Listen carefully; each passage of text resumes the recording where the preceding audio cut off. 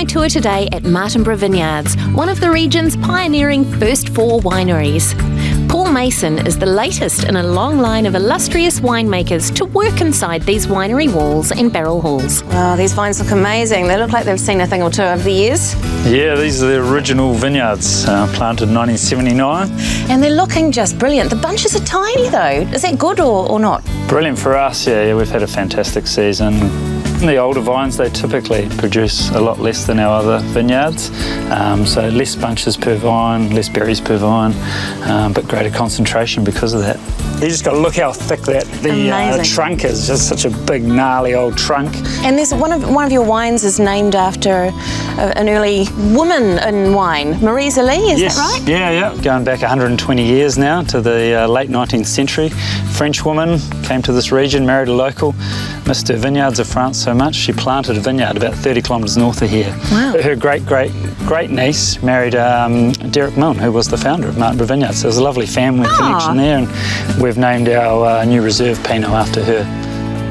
In the cellar, you can find bottles which have won prestigious awards from pretty much any year since 1980, including the 1994 Reserve Pinot Noir, which famously earned the 1997 Bouchard Finlayson Trophy for Best Pinot Noir worldwide. This is the current release, another great summer for us. It's quite incredible how Martinborough Vineyards has evolved over the years. It's probably more luck. It was sort of like foresight to plant the vineyard to start with, and then basically learn as they went along. Oh wow.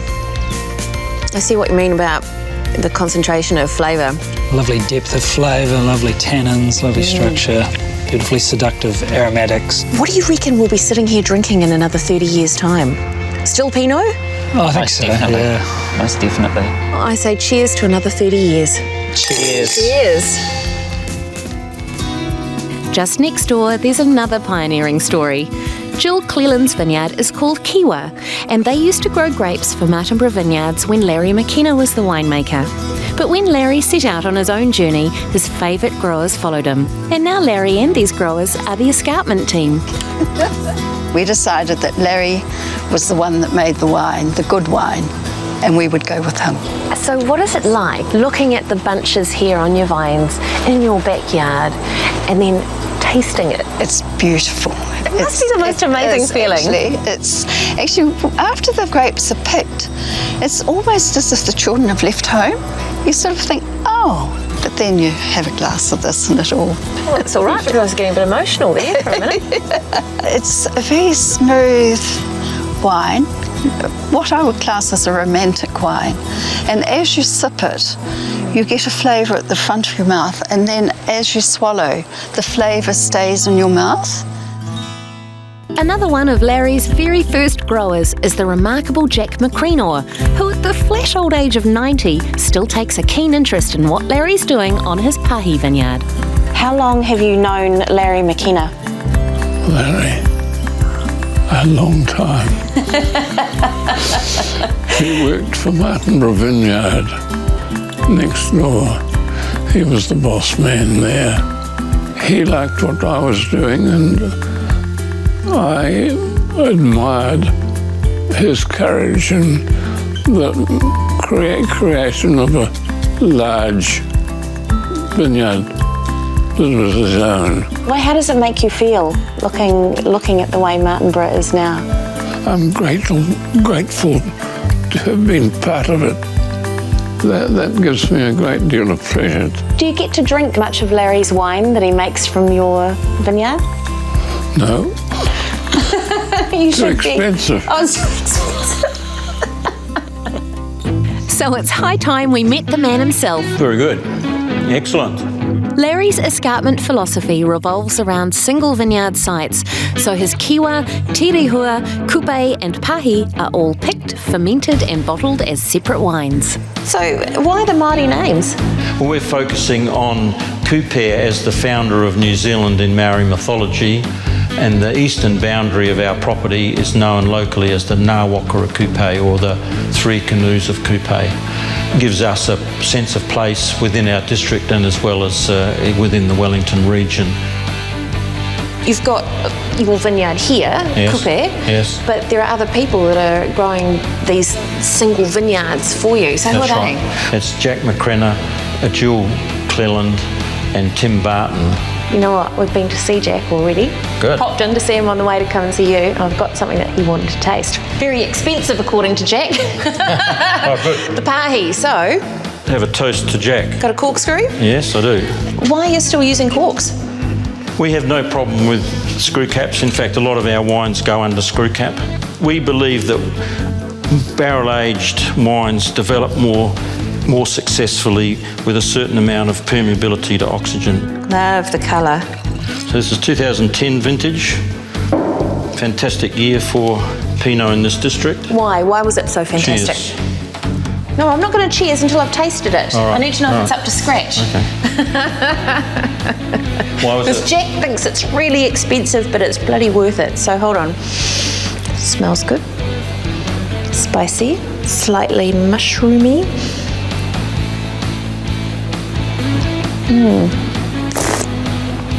Oh yeah, really luscious. Oh, yeah, you'll do. Cheers. Well Here's done. to Jack. Yes. Cheers, Yvonne. Think Martinborough pioneers without including Ata Rangi's Clive Paton. From humble beginnings, he now exports his wine to 25 countries around the world. You know, 1980, 81, there was nothing here, was there, Clive? Absolutely barren. So you decide that you're going to plant Pinot. Now this vine right here, that looks My as if precious. it's been in the... Is that your precious? Oh yeah. It's precious because it was an illegal clone that was picked up at Auckland Airport in the mid-1970s by the only customs officer who was a winemaker at the same time, a guy called Malcolm Abel. Okay. So it's known as the Abel clone or the gumboot clone Oh, the because famous gumboot clone. it was in the guy's gumboot, and today it's still our favourite clone. Wow. There's a spider in there too. Oh, is there? Oh my God. Oh, you tease. It is not. It's just a pip. But how long to go? When do you think we should pick them? Oh, I reckon about a month. There's half a dozen beer on this. Now tell me about the Crimson. Supports a conservation project called Project Crimson, which is trying to repatriate Rata and Pahutakawa back into our ecosystems, if you like. And so a little bit of the money that comes in from the sales of those bottles, they go towards the new trees. Yes, Oh, that's quite lovely. a bit. Right, Pinot Noir, yum. Yahoo! So what vintage is this, Helen? So we've got the 2011 Ata Rangi Pinot Noir here. Back in those early days, did it taste like this? Yes, no? In a warm year, maybe. In a warm year, maybe? The main thing that's probably changed is perhaps the texture and the drive and the length of the wine. Clive's won his pretty prestigious award, well-deserved ONZM. Yes, you can get the medal out again if you feel like it. But what's the highest accolade that Ata Rangi's ever won for a wine? In 2010, the industry giving us an award, Te Kairanga o Aotearoa, which means Great Growth of New Zealand. One of just 2 Pinot Noirs in New Zealand to be recognised, just I think for its special sense of place and its heritage. But also they talked about recognising the contribution that Ata Rangi had made to the evolution of Pinot Noir in New Zealand. Cheers. Cheers to the evolution of Pinot. Cheers. But not everyone in Martinborough focuses on Pinot Noir. Hello. Hi. Come on out. Hello. Hello. Hello. How you going, David? Welcome. Nice to see you. Welcome. Excellent. You've been busy? Yes, cleaning. 3 weeks and we'll start picking. So right? all the equipment has to be clean, ready for the winemaking. Oh, for harvest. How small is Cabbage Tree Vineyard? Oh, very small. It's just a 2-person operation, me and my wife. And we have 4,000 vines. I looked at those bottles and the dates are quite interesting, you know. Why the older wines? So we believe in aging the wine before we release it. So the red wines are 2 years in the barrel. Okay. Well, that's quite a long time, isn't yes, it? and 2 years in the bottle before we release them. That's a lot of time and money kind of tied up in keeping those bottles slowly maturing. Must be worth it in the end, though. Yes. And the most popular wine here is their barrel fermented Semillon. Wow, that's a hefty slug there, David. Thank you. Did you have a couple of years where it was a little bit sort of touch and go, or did you get the handle of it pretty quickly? Well, surprisingly for me, I actually cottoned on pretty soon, didn't I, dear? Yes. It wasn't super slow and I couldn't afford not to be. I would have had the winemaker grumbling because they had no wine, no grapes. The first crop was very successful. Oh, very good. I can smell like freshly cut hay and sort of dried herbs and white flowers and white peaches, and it's just beautiful.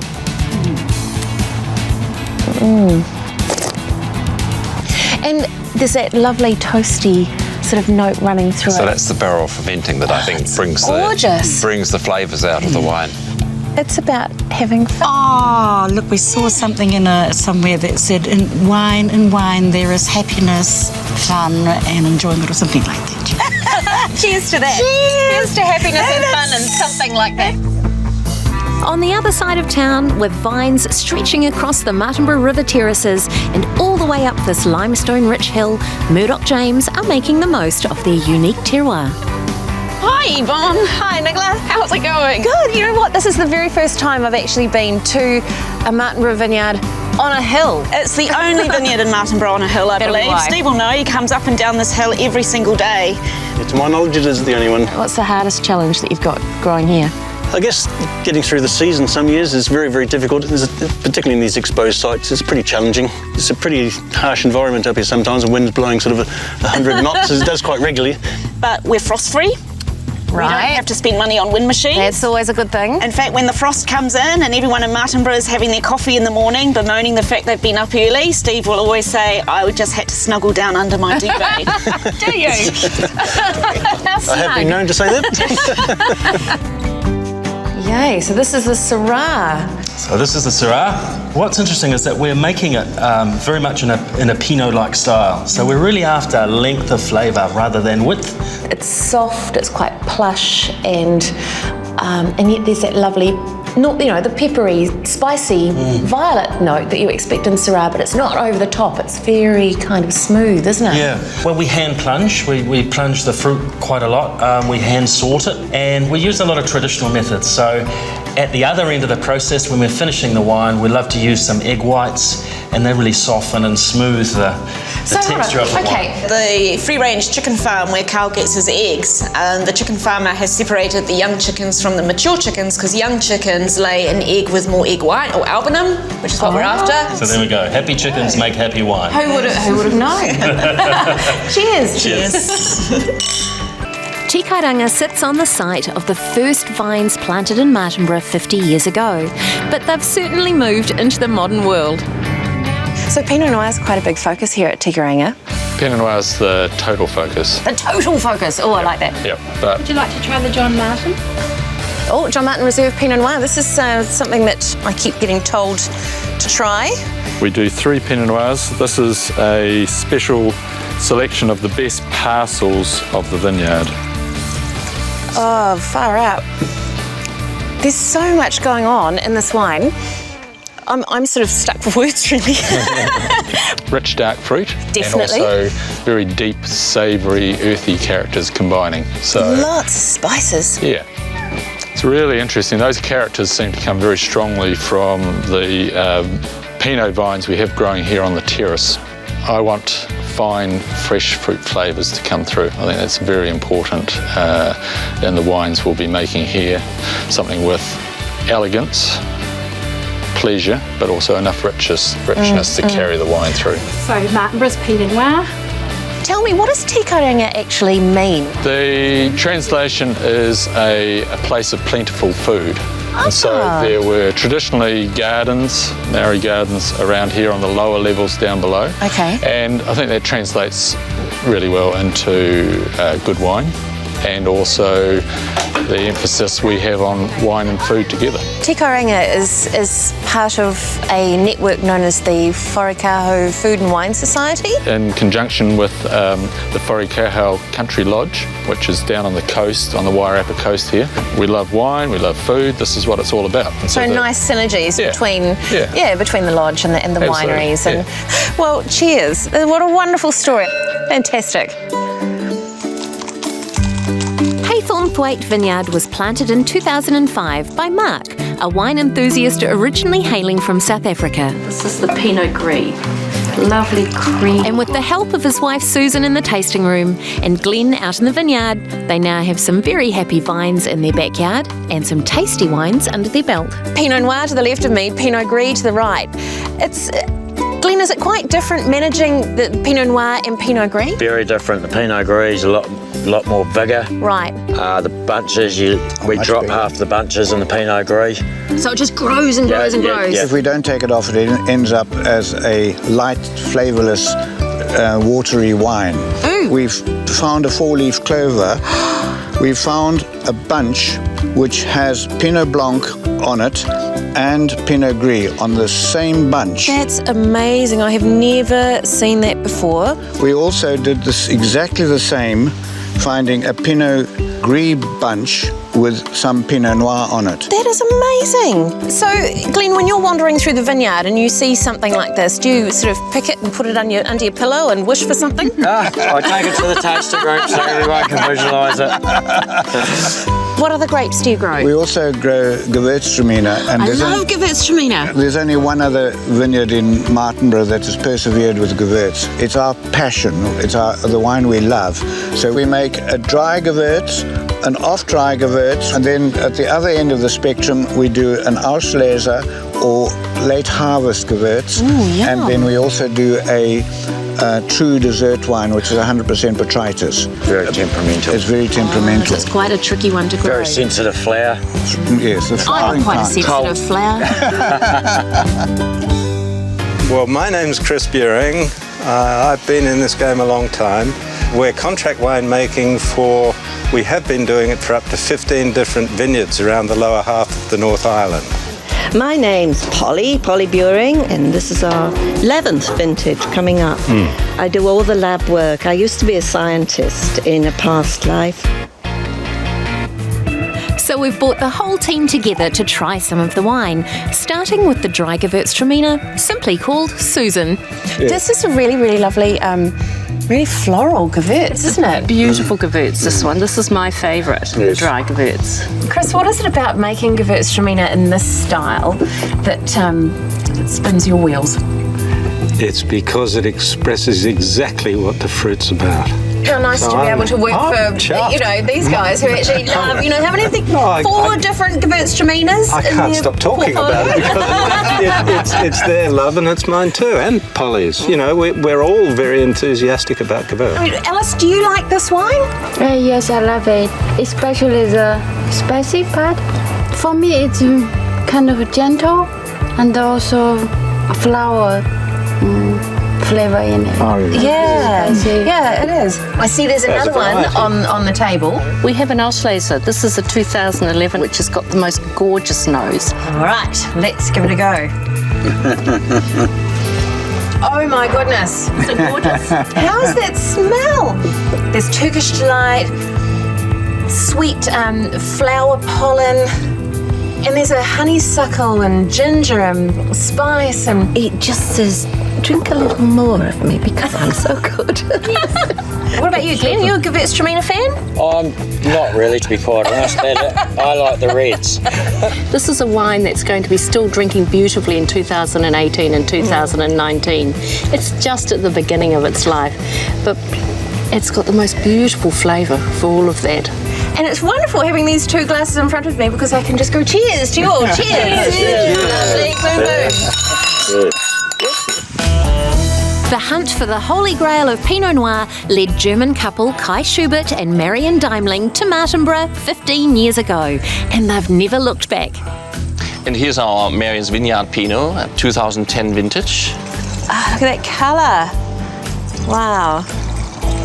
Really lush. Nice red fruit aromatics. The Marion's is always our more elegant style Pinot Noir. And it's named after someone very elegant, isn't it? Of course, that's Marion. And Marion, she's the one who actually does all the real work in the winery. Yeah. Hints of the cherry and the berry, lots of spice, but it has this underlying sort of quite complex, a bit gamey, earthier. Yeah. For me, these are the linkage points to the cuisine. For me, wine and cuisine always go together because, I started with food first, and then I got interested into wine, because really wine and food is 1 + 1 makes 3, basically. So true. Yeah.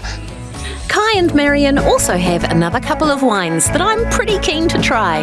Lovely. Perfect for a sunny afternoon. Exactly.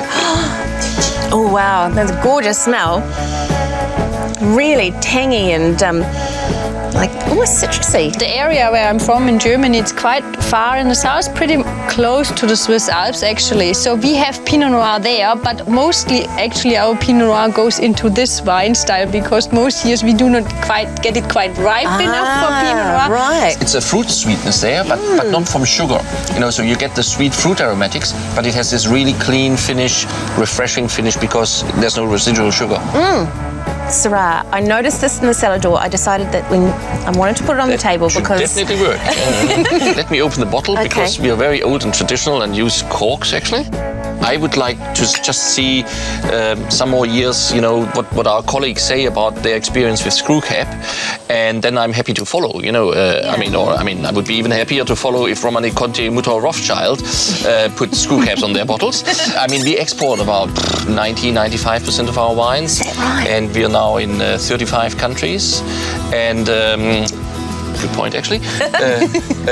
Martinborough is really on the map. I mean, that's actually how we came here in the end, and really we were blown away with the quality over here. I mean, finding a good Pinot producer here and there in the world, we did, but finding a whole village where everybody produced really high quality Pinot, that was something special. So were you as enthusiastic about this expedition over to New Zealand? I was quite enthusiastic about Kai. Ah, right. So that was I probably followed the call of Kai before I followed the call of Pinot Noir. So, do you know, the Syrah is so beautiful. It just kind of opens up in the glass. And a lot of people don't associate Martinborough with Syrah. It's a really interesting style of Syrah that we can produce here. It's really more like Northern Rhone, you know, with this kind of almost white pepper kind of and fruit characters, not the jammy fruit. And it's really elegant style. I mean, I almost call it like a spicier version of Pinot Noir. I really like this. I can't wait to taste this with the barbecue.